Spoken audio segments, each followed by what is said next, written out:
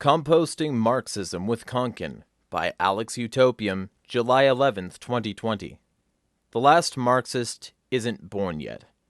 No matter the evidence against the theories, both practical and more paper-bound versions, there will always be those that will pick up and promote the ideology. Here, I will showcase two such persons and give a free market look on snippets of their work. Wacky World of Marxist Math. There are few people that take the Marxist school of economics as serious as Richard Wolff does. He has worked with the source material for about the same amount of time that Karl Marx himself did, if not more, making his dedication to his craft very impressive. Sadly, he repeats the same mistakes in regards to entrepreneurship as all Marxists must do, since it's built into the code to view the entrepreneur the same as the feudal landlord and mistake every single employer as a monopolist. The exploitation theory put forth by Karl Marx, even in its most stripped-down and bare-bones form, requires that you have to assume at least two very specific things. 1. Every wage laborer knows a craft or task well enough to get paid by someone else to do it, but can't gather means of production or capital themselves for some reason. 2. Time, perspective, and preference only matter when working with the theory. Everywhere else they have to be ignored, or this whole thing will be bust. Here is a time-stamped link, in article, to one of Richard Wolff's lectures at Levy Economics Institute, where he explains the general idea in very simple terms and in very basic scenario. The capitalist that Richard Wolff talks about in the linked lecture provides materials and sells the finished product on the market, and the compensation the worker gets for participating in the production stage is a wage, a paycheck. In Wolff's mind and in Marxist theory, the capitalist exploits the worker here. But for this to be true, we need both the assumptions met to make the theory work in favor of Marx or Wolff. First off, the wage laborer would need an interest in gathering material herself before production, and to be able to sell the product post-production all by herself, or, at the very least, coordinate this as the capitalist does, but not have an opportunity to do just that. Do finding a place to buy wood, glue, and a marketplace to sell in sound unrealistic and far-fetched in the 21st century? Hardly. The marketplaces are too many, the means of production so cheap, and the credit so bountiful that it goes against reason to think like this. Was the case more difficult when Marx and Engels were writing? Perhaps. Now? No. If the wage laborer had an interest in not being a wage laborer and instead went the entrepreneurial route, there is a world of opportunities in this day and age to do just that. If she isn't doing this, we have to assume that the risk is too high or the reward too small in the mind of the laborer, and that cashing paychecks is preferable. It is precisely the risk part that the agorist necessarily must understand. Quote, "The basic law of counter-economics is to trade risk for profit. Having done so, one naturally, acting to remove felt unease, attempts to reduce the risks.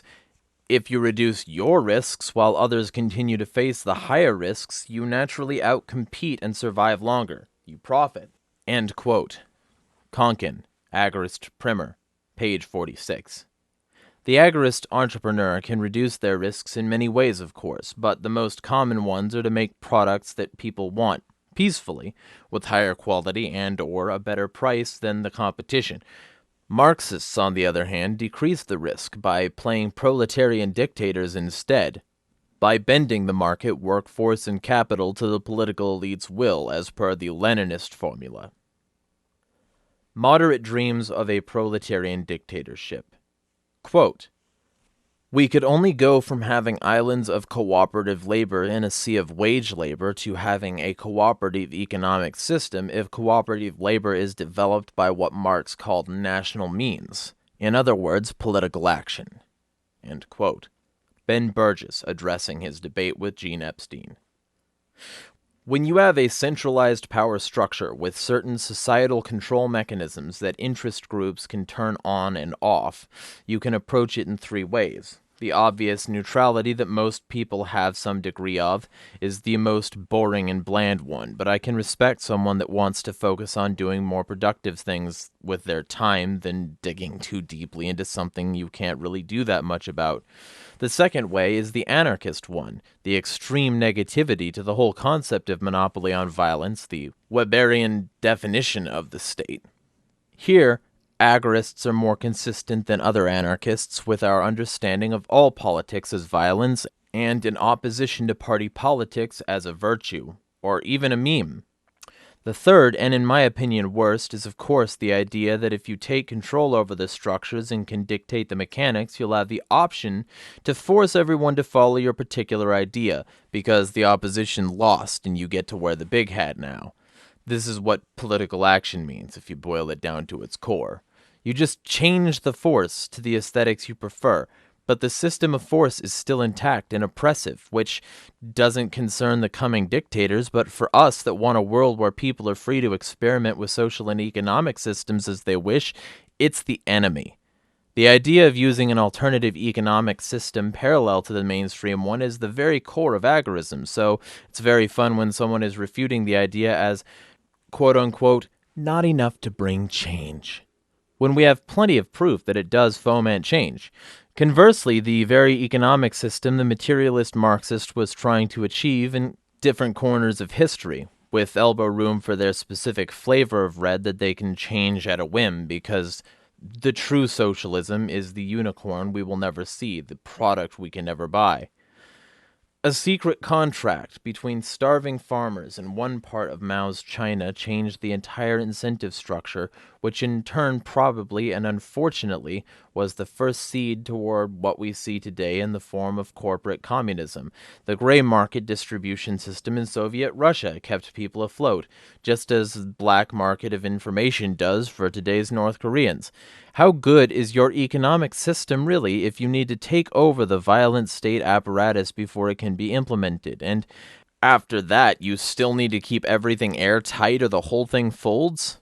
As Konkin put it, quote, no matter how many wish communism to work and devote themselves to it, it will fail. They can hold back agorism indefinitely by great effort, but when they let go, the flow or invisible hand or tides of history or profit incentive or doing what comes naturally or spontaneity will carry society inexorably closer to the pure agora. End quote.